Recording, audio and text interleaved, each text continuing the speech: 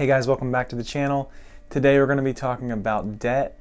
I know that's not a surprise to many of you if you've been following along, but more specifically we're going to be talking about household debt and national debt. How much do we actually have here in 2020?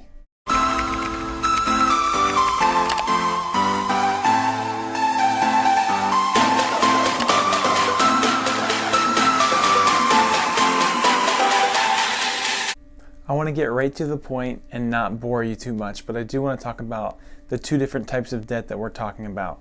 First, we're talking about our national debt, or otherwise known as our government debt, how much they're spending to keep our country running. The other type of debt that we have here in the United States is our household debt, the amount of money that we individually are spending on mortgages, cars, and these are loans for these things: mortgages, cars, credit cards, student loans, those types of things all add up into what is known as our household debt. We have compiled an immense amount of debt, and it's understandable that there would be debt within our country, our government, and their spending.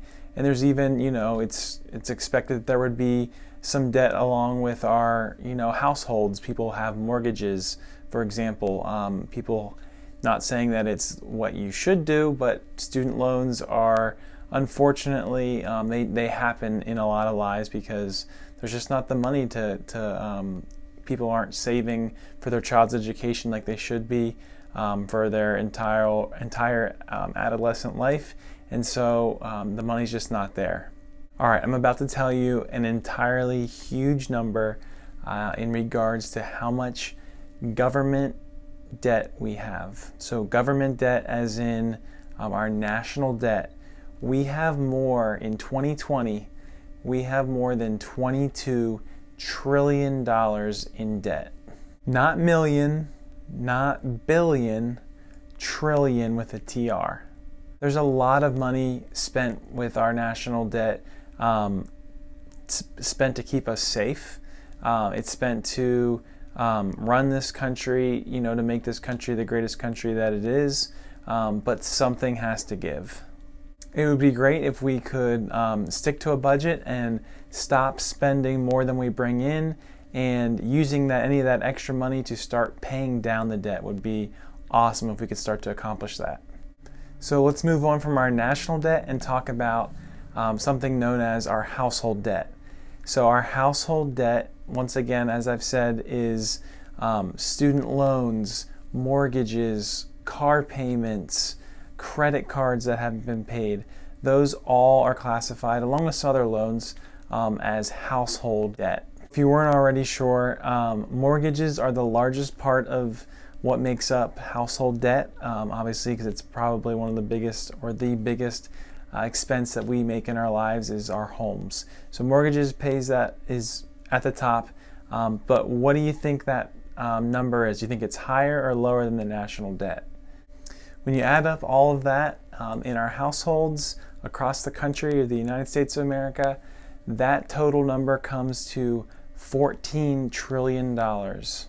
Now there's all sorts of statistics, numbers looking into the future. Obviously we don't really know what's going to happen in the future, but what do you think you're going to do? Do you think you're going to end up adding to that number, or are you already part of that number and you're going to work towards cutting down on that number?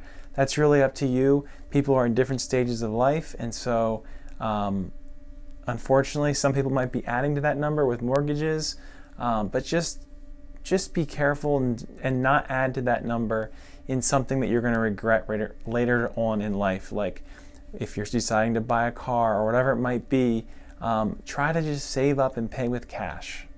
I talk about this, and it actually, I'm thinking to myself, we live in a small condo, as I've mentioned before. We have a growing family, and so we're going to want to eventually move into something bigger and probably going to have to take out a mortgage. So we're going to probably be adding to that amount of debt in the next couple of years. So just kind of some things to think about. And it's just part of life sometimes when you think about it that way. Clearly, if there was an easy fix to this, it would be solved by now. Obviously, there's not, but what we can do is think more clearly. We can have these conversations, and hopefully maybe it might help us to, at least we can do our part in regards to the household debt, and we can make smart decisions about our money and not borrow for things that we don't really need. I tell my wife some things like this all the time where we're looking at wants or needs, and obviously we're not talking about putting it on credit, but is it something that we truly need in life, or is it just something that we want to make our life better? And that's something you have to really think about. Do you need that brand new car? Is that a want or a need? Or could you buy that used car that's $10,000 cheaper and it's going to run just as well? Those are the little things that we want to continue to always talk about and think about before we're making any type of big purchases. So to wrap this up, we are talking about more than $36 trillion. I'll put that on the screen just so you can kind of see what that looks like in numbers.